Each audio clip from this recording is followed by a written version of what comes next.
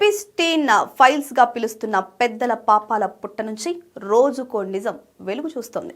ప్రపంచ వ్యాప్తంగా సంచలనం సృష్టించిన ఈ స్కాండల్ కు సంబంధించి దాదాపు 30,000 పేజీల ఫైళ్లను అమెరికా డిపార్ట్మెంట్ ఆఫ్ జస్టిస్ మంగళవారం విడుదల చేసింది. వీటిలో ప్రెసిడెంట్ ట్రంప్ ఓ మహిళను రేప్ చేసినట్లు ఆధారాలు ఉన్న పత్రాలు బయటకు వచ్చినట్లు ప్రచారం జరుగుతోంది. అయితే దీన్ని న్యాయశాఖ తీవ్రంగా ఖండించింది.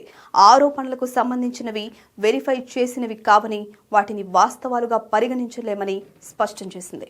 1995లో ట్రంప్ ఎప్స్టీన్ మధ్య జరిగిన ఫోన్ సంభాషణ గురించి ఓ డ్రైవర్ చెప్పిన విషయాలున్నాయి. ఇందులో జెఫ్రీ పేరును ట్రంప్ పదే పదే పేర్కొనడంతో పాటు అమ్మాయిలను వేధించడం గురించి ఆయన ప్రస్తావించారు అనే విషయాలున్నాయి. దీంతో పాటు ట్రంప్ ఎప్స్టీన్లు తనపై అత్యాచారం చేశారు అంటూ ఓ మహిళ చేసిన ఆరోపణలకు సంబంధించిన పత్రాలు కూడా ఉన్నాయి. ఇక డాక్టర్ లారీ నాసర్కు ఎప్స్టీన్ రాసినట్లు ఉన్న ఓ లేఖను కూడా న్యాయశాఖ విడుదల చేసింది. అయితే ఇది నకిలీదని ఫోరెన్సిక్ విశ్లేషణలో స్పష్టమైందని పేర్కొంది.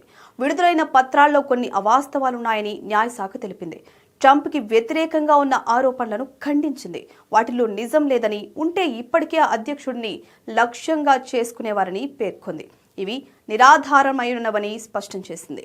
ఇక 2020లో ఫెడరల్ ప్రాసిక్యూటర్ల నుంచి వచ్చిన ఓ రహస్య ఈమెయిల్ గురించి కూడా తాజా పత్రాల్లో ఉంది. ఇందులో ఎప్స్టీన్ కు సంబంధించి ప్రైవేటు జెట్లో ట్రంప్ అనేకసార్లు ప్రయాణించినట్లు వెల్లడైంది. 1993-96 మధ్యలో ట్రంప్ దాదాపు 8 సార్లు ఇందులో ప్రయాణించారని తెలిసింది.